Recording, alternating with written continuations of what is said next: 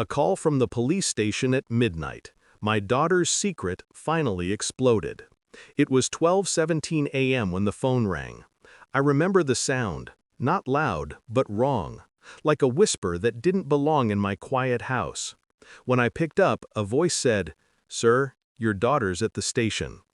For a moment, my mind didn't process it. Then I heard her name, and something inside me cracked. They said it was about an incident. They said she was scared. They said I needed to come. I didn't even change clothes. I just grabbed my keys and drove. The streets were empty.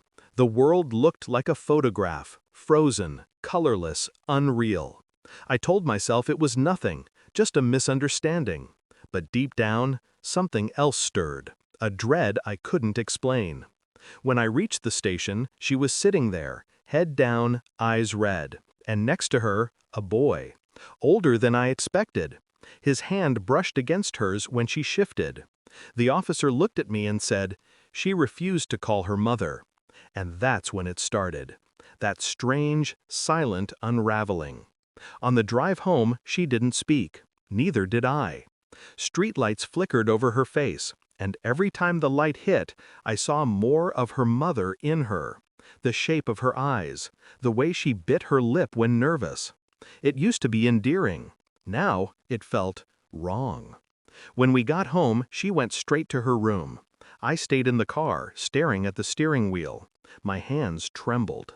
That officer's tone, the boy's face, the way she looked away when I asked who he was. Something wasn't right. The next morning, my wife acted casual. Coffee brewing, radio humming. She asked, "Everything okay?" I said, "Fine." But her eyes flickered, just slightly. And that single flicker was enough to turn my silence into suspicion. That day, I called the clinic, the one where we had her pregnancy confirmed 16 years ago. I told them I needed old records, for medical reasons. The woman hesitated but agreed. When I hung up, I stared at the family photo on the counter. Me, her, our daughter. We looked perfect. But behind my smile, I could now see it. A lie, stretching across the years like a shadow. The records arrived 2 days later. I didn't open them right away. I just stared at the envelope, feeling its weight in my hand. I spent that night watching them, my wife and daughter, laughing in the living room, watching some old TV show. The kind of moment that used to make me happy. Now, it just made me tired. That boy at the station, the way she refused to call her mother, the dates on the hospital form, everything lined up like a cruel puzzle. At work, I pretended everything was fine. At home, I watched, listened, waited. And then, quietly, I did something I never imagined I would do. I took a hair sample from my daughter's brush, and one from mine. I told myself it was just to end the doubt, to clear my head. But deep down, I already knew. The truth was waiting, patient and sharp, just beneath the surface. When the results came, I opened them alone. 3 lines, 3 words. Probability of paternity, 0%. For a long time, I didn't move, didn't breathe. Didn't feel, just silence. Heavy, endless. That evening she came home humming, grocery bags in her hands. Like nothing in the world had shifted. I was sitting at the kitchen table when she entered. The DNA report lay neatly in front of me. She froze when she saw it. Her smile faltered. "What's that?" she asked. I didn't answer, just looked at her. Calm, steady, distant. When I finally spoke, my voice didn't sound like mine. I just wanted to make sure she was really ours. Her face turned white. The grocery bag slipped, apples rolling across the floor. She stammered, You didn't?" But I already had my answer. Every twitch, every flicker of guilt on her face confirmed it. She whispered something, maybe an apology, maybe a lie, I don't remember.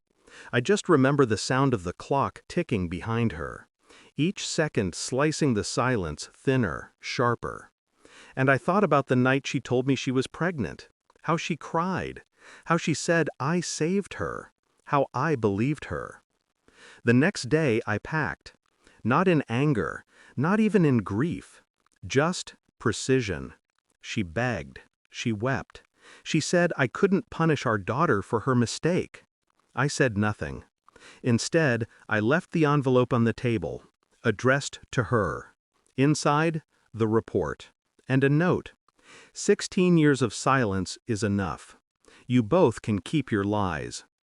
Then I drove to the station, not to see the police, to see him, the boy from that night. He looked scared when I approached, but I smiled, calm, controlled.